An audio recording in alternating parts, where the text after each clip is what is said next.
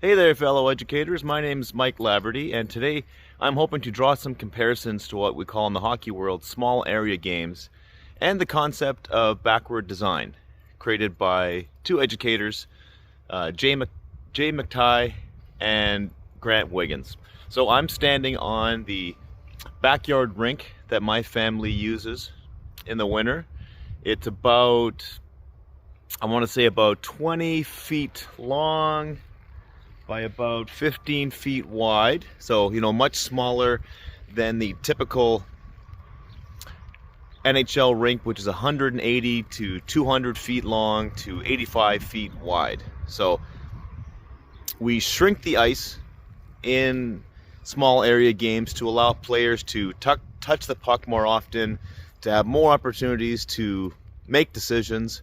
And I'm going to draw a comparison between the coaching process, how a coach approaches their practice plans versus how a teacher approaches their practice plans or their lessons. And similarly, hockey coaches will develop practice plans to be used on one day, but really good coaches will have a practice plan that belongs to a larger framework.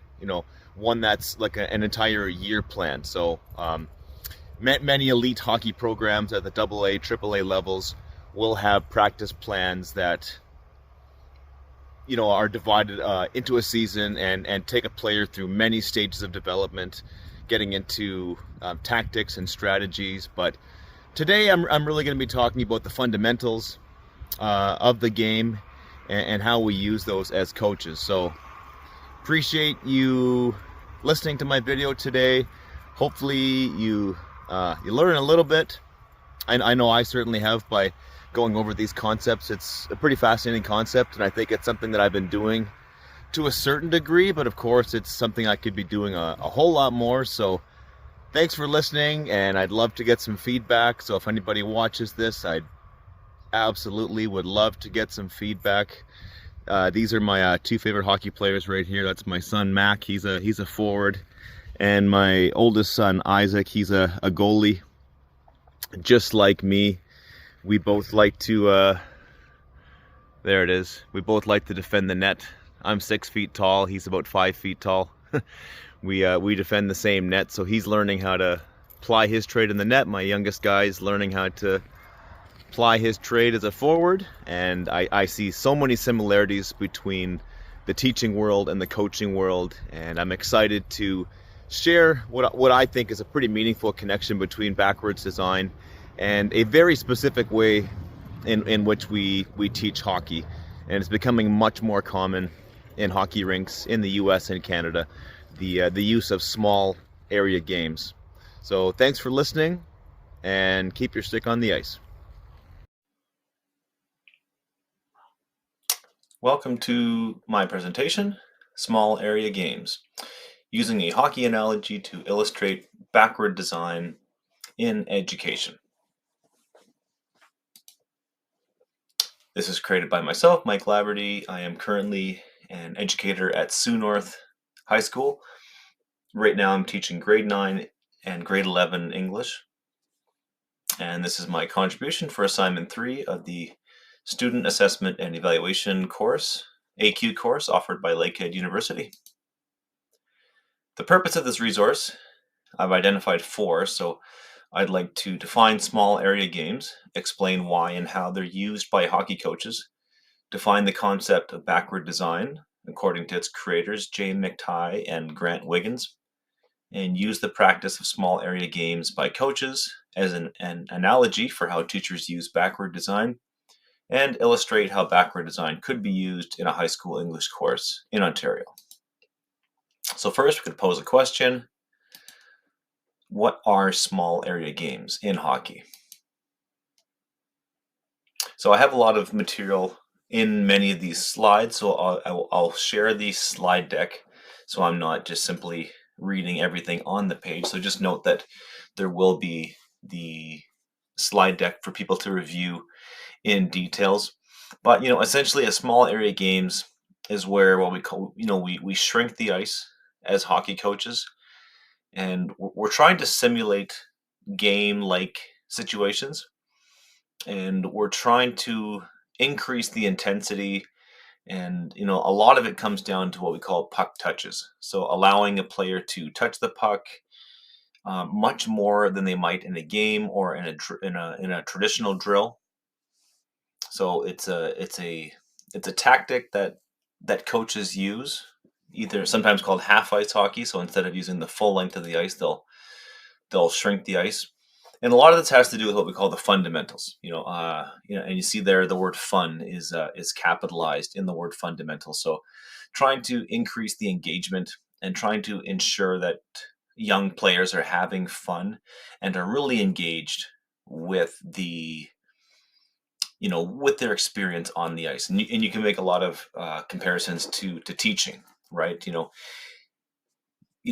lot of times school isn't fun for many students, and unfortunately, I think some aspects of education it can't be fun all the time. But I think as educators, we have a certain responsibility to make our lessons engaging, and our students need to be having fun on some level. We have to engage their attention. So that's one of the primary components of these small area games.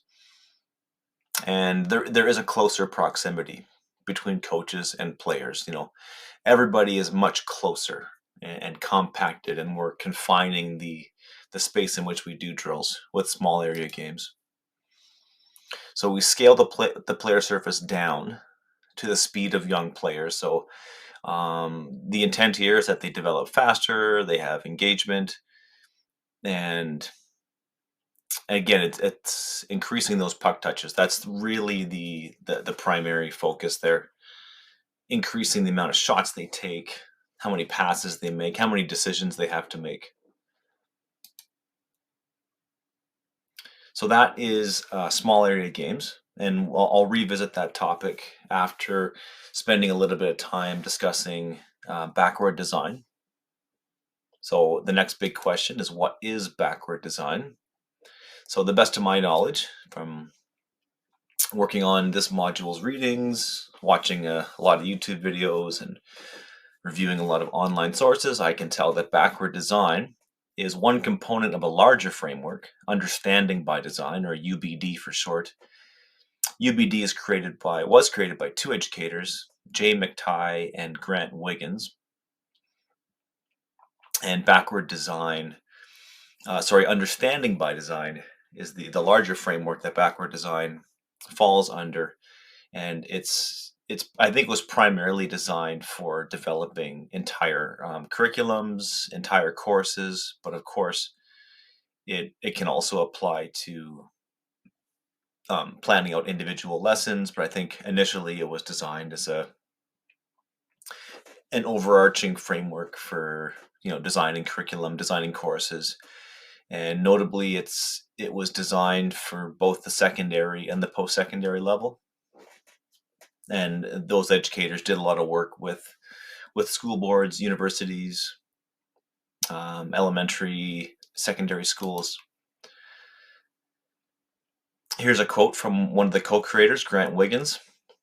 UBD is not a philosophy of teaching, and it is not an approach to teaching. It is a planning framework. So in his YouTube video, Grant Wiggins, Understanding by Design, this is from a video of him doing a workshop. This is one of the first things he said to the people participating in the workshop. He made it very clear that it's not a philosophy, it's not an approach. It's first and foremost, it's a planning framework. So Understanding by Design is very practical. It's not philosophical. It's very much meant to be a practical means to a means to an end, as opposed to an ideology or a philosophy of teaching. So according to the creators, McTighe and Wiggins, UBD offers a planning process and structure to guide curriculum, assessment, and instruction. It's got two key ideas. Number one, focusing on teaching and assessing for understanding and learning transfer. And two, design curriculum backward from those ends. So the first is the teaching and assessing for understanding and learning transfer. So that word transfer is going to come up quite a bit. I think that's the from what I can tell. Deep understanding and transfer. Those are the two main concepts we're going to be talking about today. And achieving deep understanding and transfer of knowledge and skills through a backward design. So those are the ends, right? So we're trying to achieve deep understanding and having our students transfer their understanding in many different situations. We're trying to get there through backward design. Here's another great quote from Grant Wiggins. What we see over and over again is that there is a misalignment between short-term plans and actions and long-term goals. So as I was reading through some of the material written by these educators and reflecting back on my own experience, I recalled a pretty funny story by a teacher I met when I was in teachers college. She was working at the school where I was doing my placement, and she confided to a few of us new teachers that she remembered lesson planning during the announcements for one of her geography classes. So, frantically flipping through a textbook, just grasping at something she could teach the kids that day, because that's how far behind she was in her planning. So, I think ideally, the backward design framework is getting you as further away from that as possible, from just sort of grabbing at lessons and frantically trying to figure out what you're doing each day, and having um, having your short-term plans, what you're doing today in the next 10 minutes, very much aligned with your long-term goals. So it is an approach to creating curriculum, subjects, and even single class sessions. So it's everything in between. So designing one day of instruction versus designing an entire curriculum and everything in between. Backwards design can be used to achieve this, right? So, and when you listen to the words of these two educators, McTighe and Wiggins, they keep coming back to that concept of you're not covering material, you're uncovering it, and you're facilitating that deep understanding. This is not unique to these two educators. This is very common to many educators. It's not just the facts. You're not just simply giving students information. Education is more than just memorization, right? So I don't think they're unique in that, but I think what they are unique is how they get there. How you foster that deep understanding and that transfer. You're not just telling students how to pass a test, you're telling them how to do things. And this speaks to what we've been reading about in this week's modules about these rich performance tasks and these authentic tasks and performances we want our students to be able to do, right? We don't want to make people who are good at school, right? We want them to be good at life. So how do we do that, right? Education is a pathway to excel in whatever field you want to go into, right? So the learning outcomes, those are the first and foremost. So the content is important, but first and foremost is those end goals, keeping those end goals in mind, right? That's the that's the end. In traditional design, instead of starting with the content to be covered, the textbook you're going to use, or even the test to be passed. So instead of beginning with those things, you begin with the goals. The final goals of the course. When someone leaves your course, what should they have done, and what mode or what sort of mental model should they be able to use, and what skills should they have. And so, this is a quote from the MIT. Their teaching and learning lab. They had a section on backwards design. I thought this kind of encapsulates it very well. The UBD framework helps focus curriculum and teaching on the development and deepening of student understanding and transfer of learning, i.e., the ability to effectively use content, knowledge, and skills. So it's again those two things, right? So it's this deep level of understanding and the ability to transfer your learning to different situations. So not just passing a test and not just doing well on a final exam. It's, can that student transfer that learning to a real life situation outside the classroom? So we plan backwards with those long-term goals in mind using a three-stage process: desired results, evidence, and learning plan. So every website you see, every article that's talking about backwards design, they'll all include these important steps. These are the three main steps involved in that backwards design process. Step one, you identify the desired results.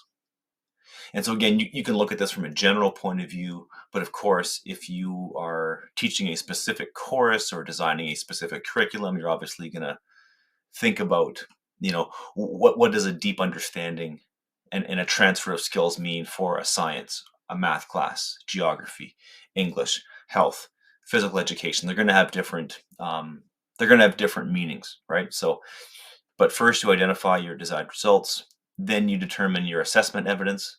So how will you figure out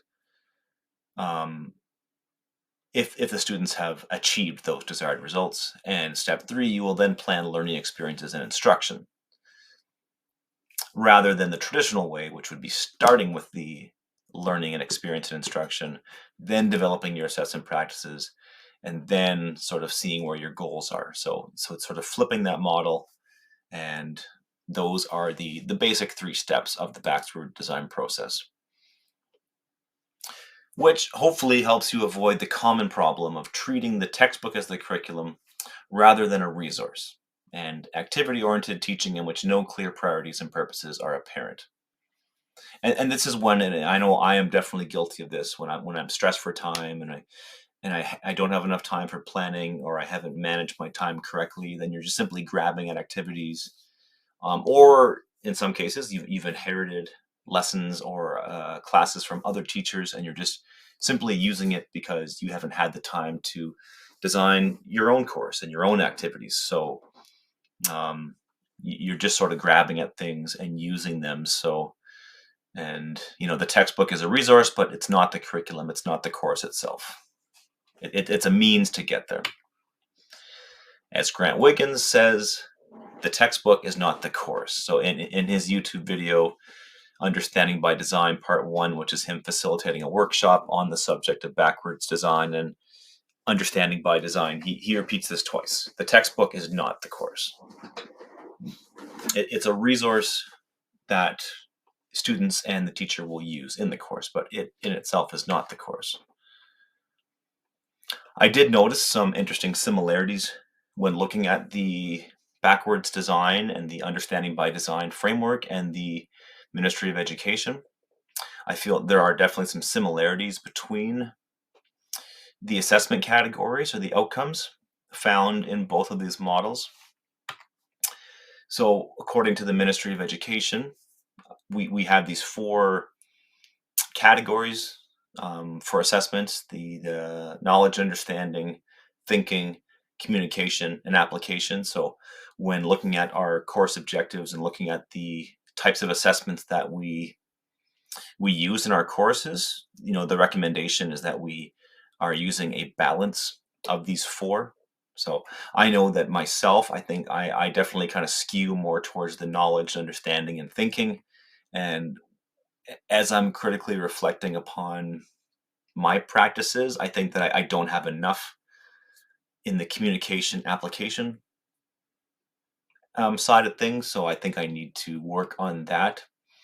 So if we look at the model from the Ministry of Education and compare it to Understanding by Design and the backwards design process, you see acquire, make meaning, and transfer. So transfer and application are very similar. The acquire sort of straddles both the knowledge, understanding, and thinking. Making meaning, again, is a mixture of thinking and communication. I would say so, a little bit of application, but similar in the sense that these things are often a progression where, before we can transfer things, we have to first acquire basic skills and knowledge, right? So we get the knowledge, we get the information, we get the basic context of a situation, then we learn to think about it, then we learn to communicate it to others, and then we learn to apply it, in a certain situation, right?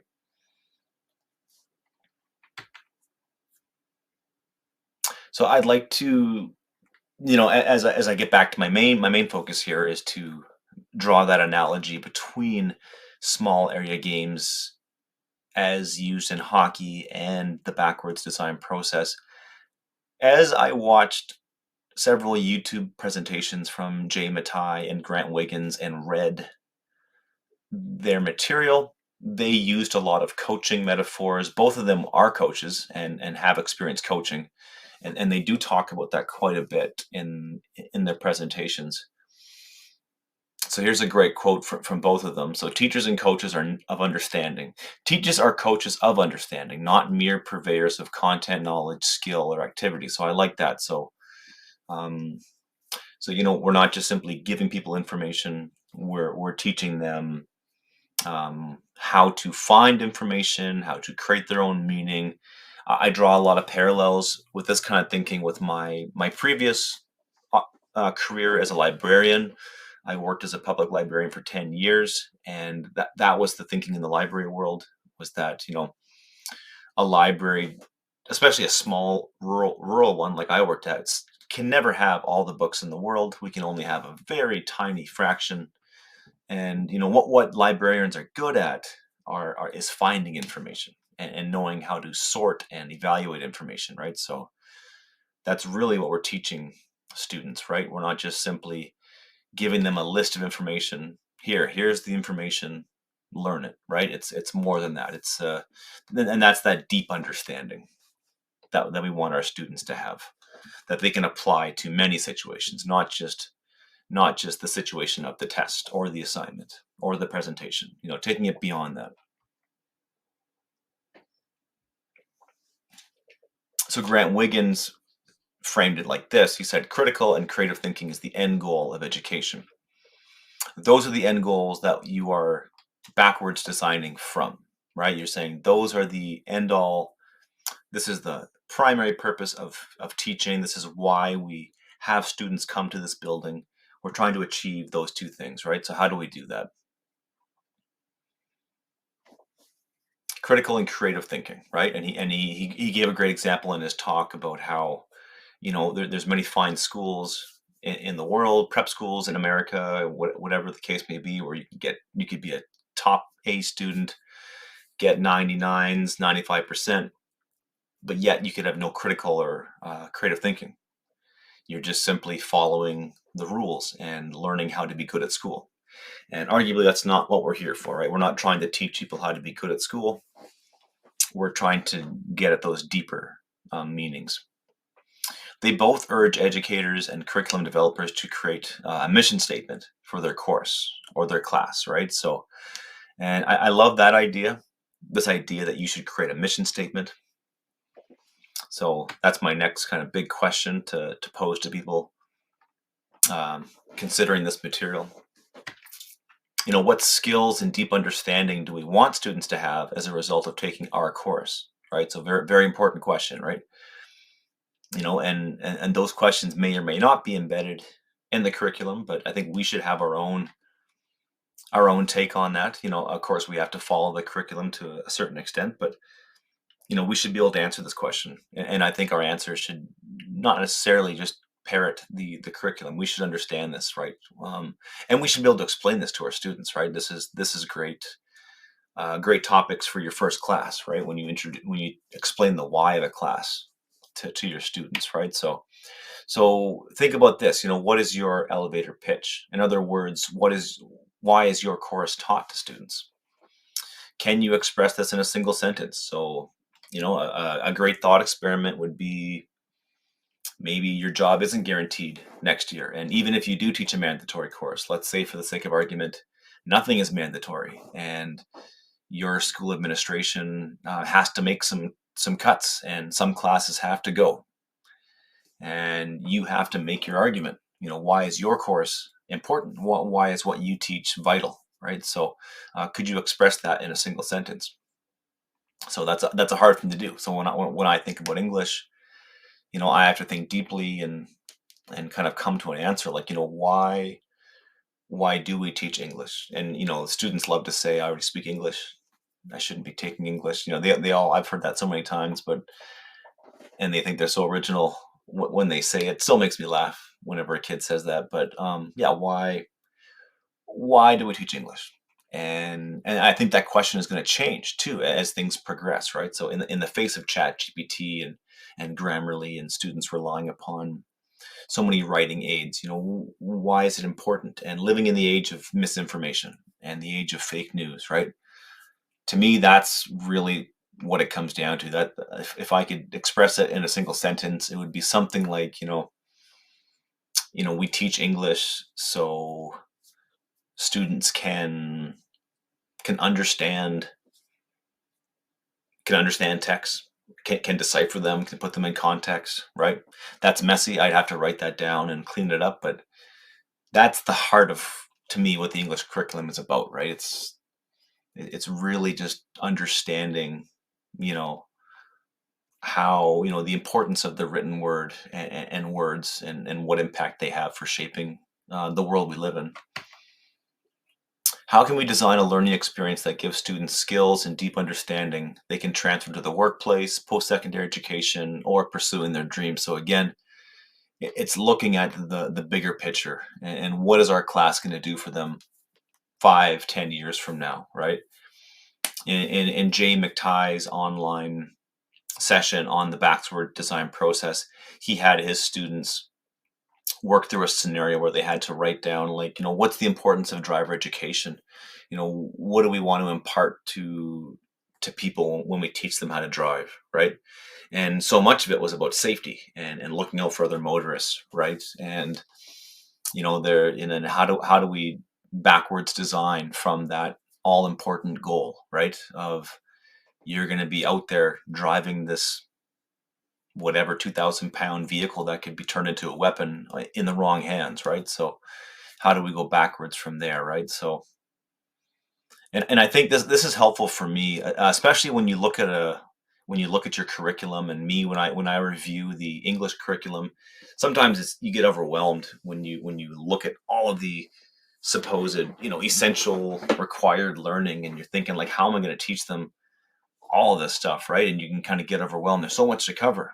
But I think, to me, what backward design is really all about is you have to be able to condense that entire curriculum into like 2 or 3 sentences max, and just paste them on the wall so you and the students and your principal all know it. Like, this class is all about these 3 things, and every activity, every lesson, every comment made, every conversation, every handout, everything you do has to speak to those essential questions, and that deep understanding. It has to be working towards that in some capacity.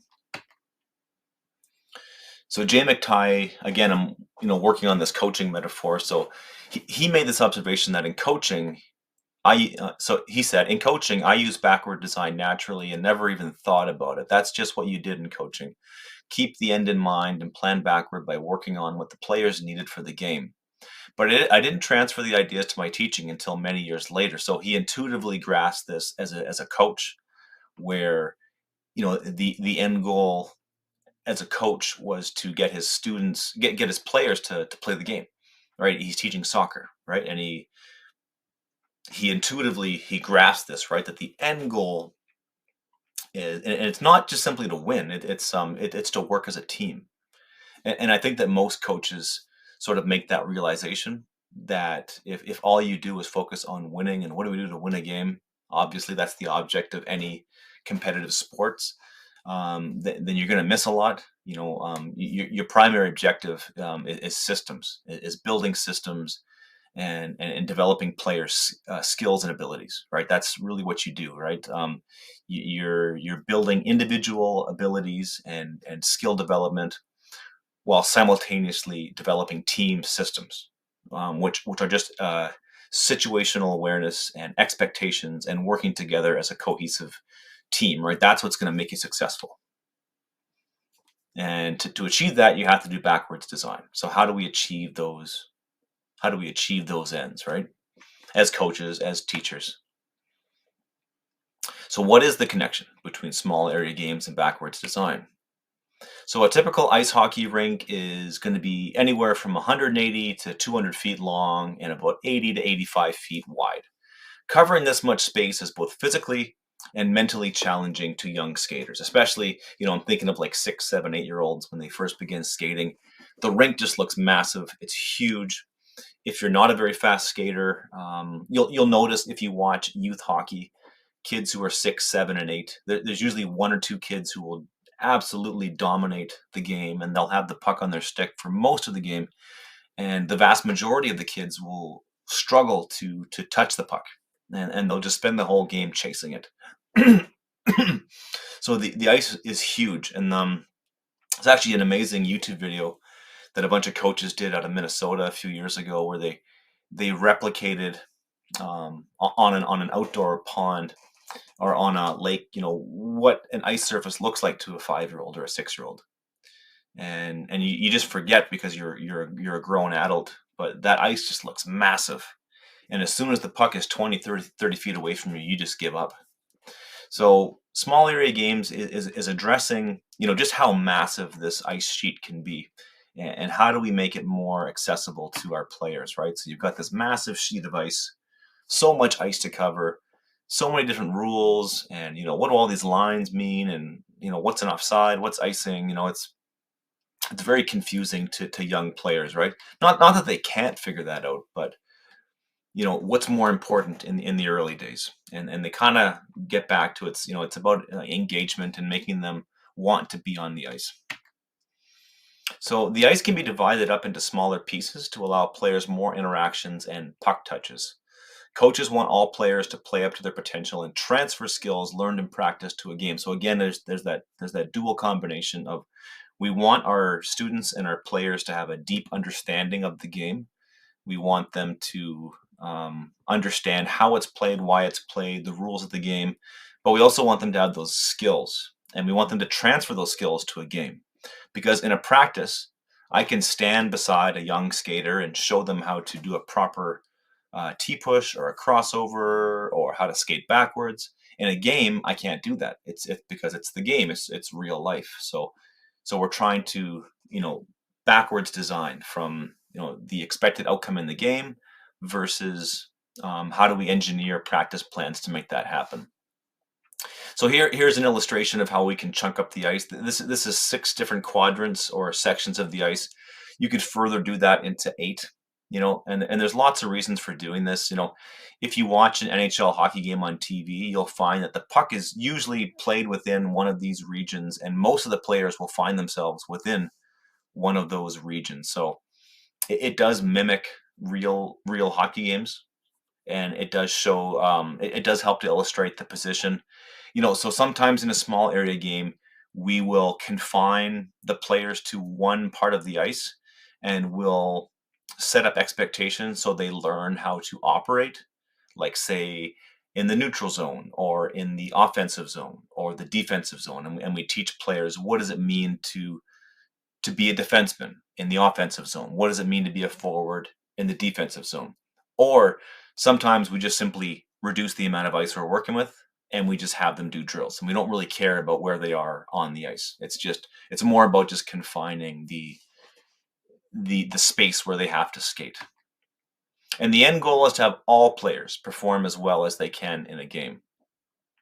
So I'm also kind of drawing some similarities between UDL, so Universal Design for Learning.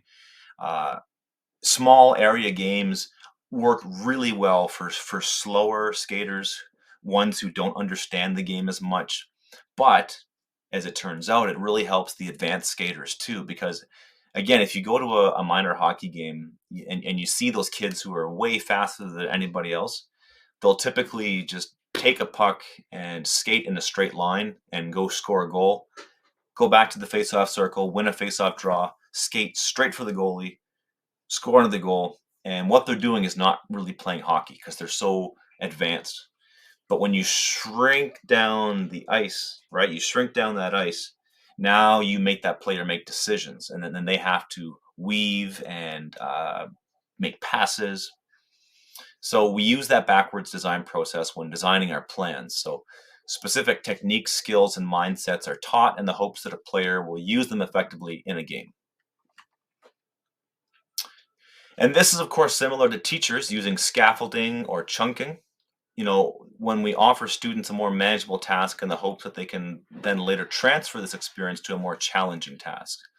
Students can also repeat a skill or review key concepts many times before moving on to more advanced ones. So this is the connection that I'm drawing between a small area game and what we do as teachers when we scaffold and we use chunking. We're trying to build up to something more challenging, and we're trying to give you many attempts to do something before you're going to be tested on it, before it's going to be a game, before we keep score, for example. So similarly, when coaches shrink the size of the ice, they allow all players to practice skills and techniques more efficiently and more effectively. So again, I noted that in a game, some players may touch the puck once, some won't touch it at all. In a small area game, it'll force players to work together, make many more decisions than full ice drills or games, right? It does force that thinking, and it does force you to work as a team more, right? So one common strategy that I like to use as a coach when I do small area games is I force them to pass the puck, right? So you'll have like a 3-on-3 situation where you'll have two players on one side of the ice and an opponent with them. On the other side of the half ice, there'll be two other players and an opponent, and it's paired. So there's two offense and one defense. On the other side of the ice, it's two offense, one defense, and the person who's playing defense has to steal the puck from the two offense players and pass it over to their forwards on the other side, and they have to do that 2 or 3 times before they can launch a puck on the net. And you're just trying to find ways to get everybody engaged and activate every player, and not have it so one player just dominates the whole time. And of course, when you think about teaching, this is very similar, right? Where you'll have some students who just get it right away, and they may dominate the discussion, and they may intimidate the other students in the class, and it's easy for them, right? Some students can just get a task right away. They can just start writing something, or they can grasp the more advanced concept because they're coming in with those concepts. But they're still going to benefit from you chunking things up and scaffolding and laying the foundation and stressing these key ideas, right? So another quote here from Jay McTighe. Ultimately, the coach wants the players to play the game, and the game involves putting together knowledge, skills, strategy, teamwork, and conditioning. They all come together in an authentic performance. I love that. This is the quote that got this whole thing started for me. The coach wants the players to play the game. That's the ultimate goal. How do we go backwards from that? So using backwards design, what skills, knowledge, strategy, teamwork, and conditioning do they need to function in a game? So that's the authentic performance. That's the big test. That's the culminating activity. That's the big show. How do we get them ready for that? So to see how this works, I'd like to explore how English courses at a high school level can use backwards design and continue drawing that comparison and that analogy to small area games. So English teachers like me, we can metaphorically, there's one of my favorite English words of all time, we metaphorically shrink the ice by breaking up an authentic performance, such as writing a 5-paragraph essay. So this is a staple of the English curriculum. There's an expectation that students will write a 5-paragraph essay on their Ontario on their literacy test, the Ontario Secondary School Literacy Test, and many grade 9 exams will ask a student to write a 5-paragraph essay, which is a very daunting task to a lot of students. So how do we chunk up and shrink the ice, metaphorically speaking, to get them to achieve that? So in this comparison, the big game is the final exam, which includes the 5-paragraph essay. A student needs to rely upon a significant amount of knowledge, understanding, and skills to perform this authentic task. So we can't open up day 1 of class and say, write me a 5-paragraph essay. You got to build up to that. You need many practices, many small area games to build up to the big game. And that's what we do in the hockey world too, right? The kids want to play a game on day one, but we don't let them. We build up to it, and we give them their practice plans, and all of our practice plans are leading up to that very first game. So ideally, again, using that English metaphor, students have attended many classes, practices.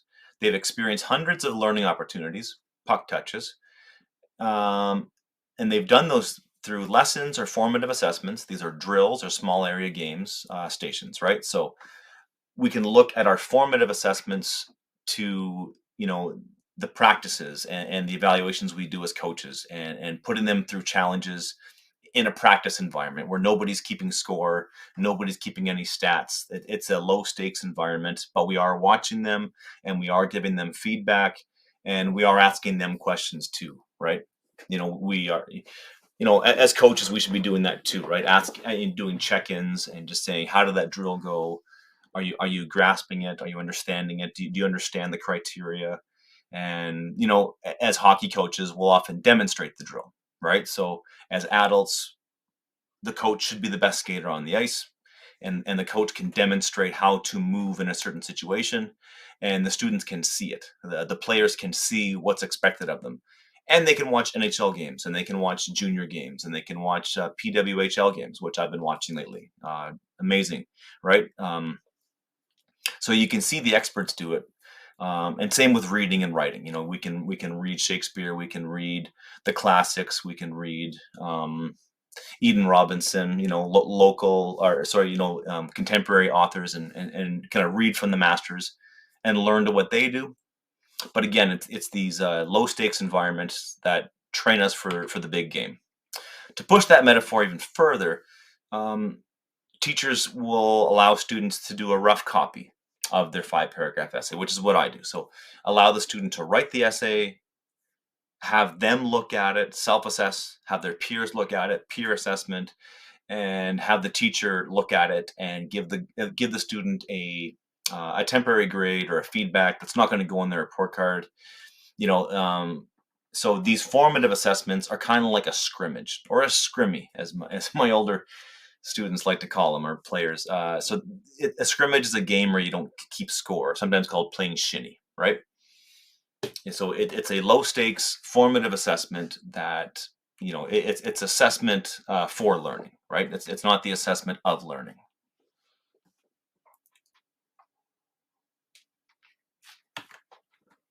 If we've done our job as English teachers, our students should be able to answer the following essential questions, and these are written by Jay McTighe in his session on YouTube. So questions like, what truths can we learn from fiction?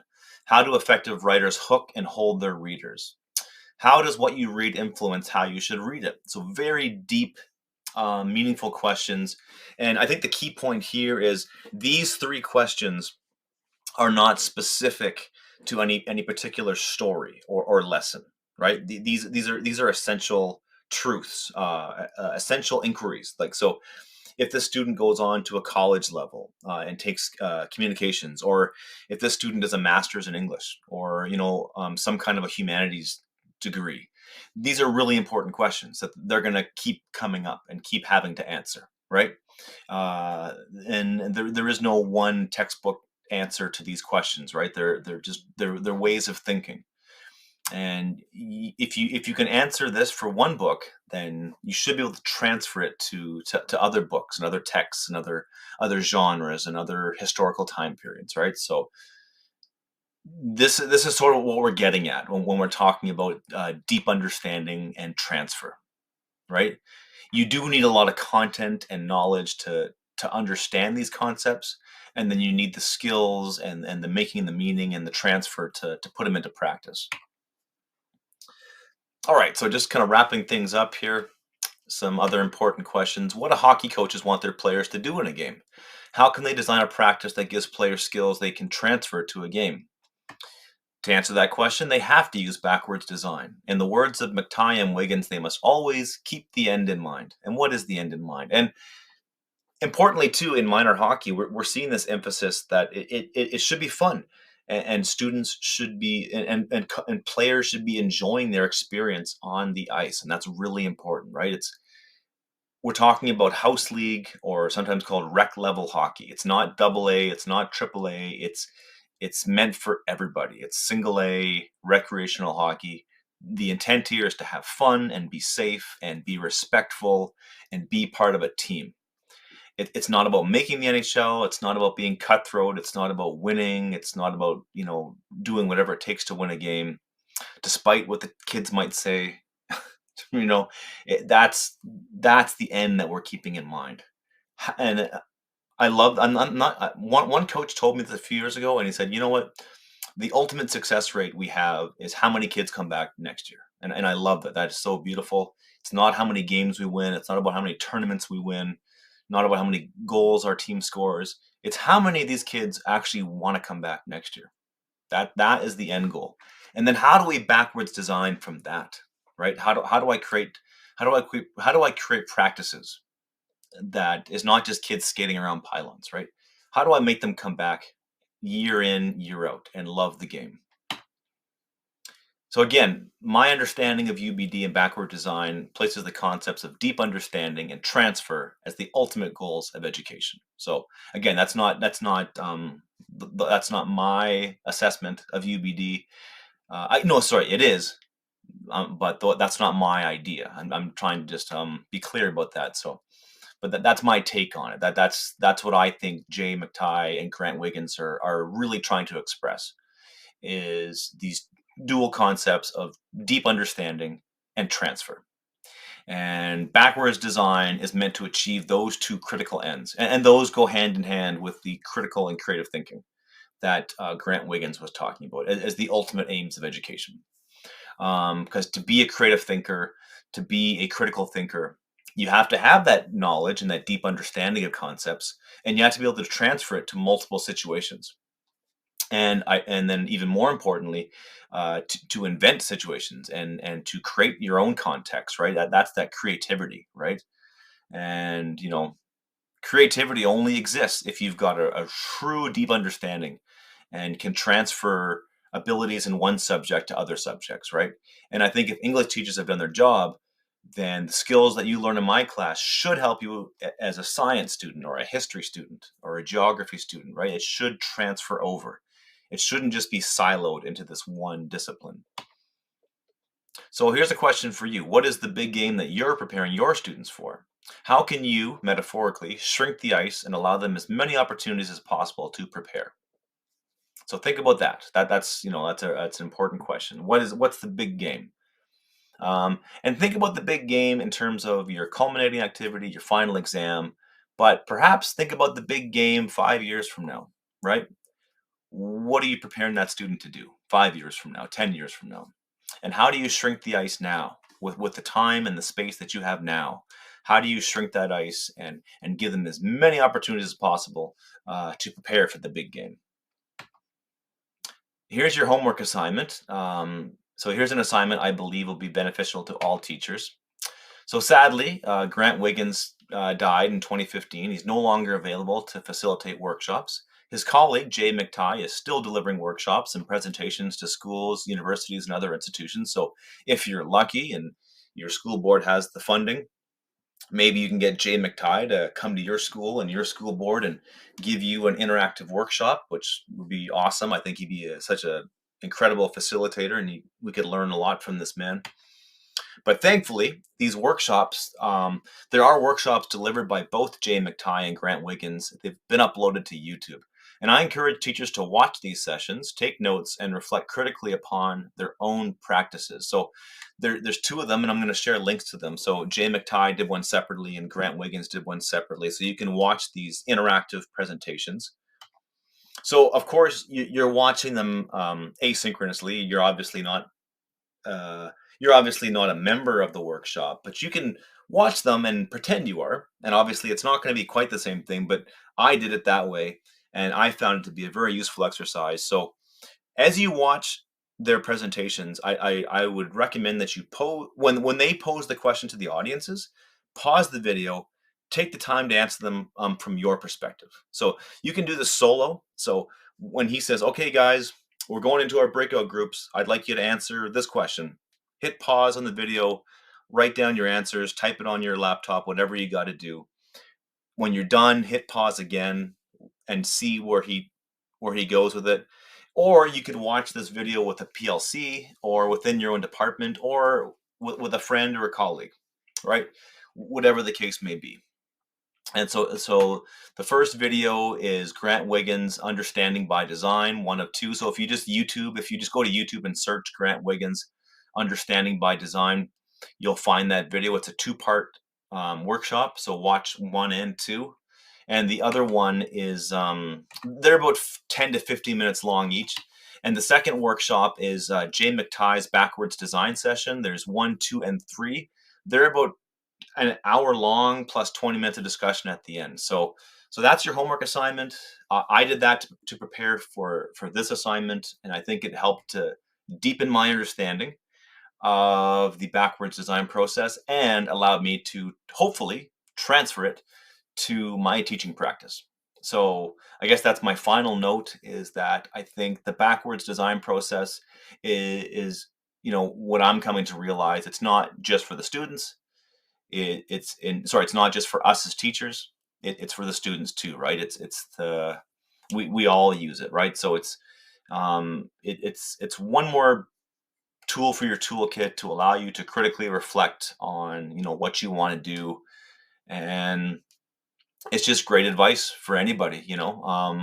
I love asking my students that question: what do you want out of life? What are you doing to get it? I taught Of Mice and Men to my students last term, and we talked about the American dream. And we said, well, there's an American dream, but then, is there a Canadian dream? And what is your Canadian dream? And what's getting in your way from achieving that dream? Think about your end results. Think about what you want out of this course, out of this semester, out of a relationship, out of a job, out of a conference, out of a weekend with your friends, right? What are the objectives, and how do you use backwards design to achieve them? So thank you for listening. I'm hoping this is of use to somebody. It's certainly been a lot of use to me, and I'm definitely going to try to use this more in my teaching practice. Thank you.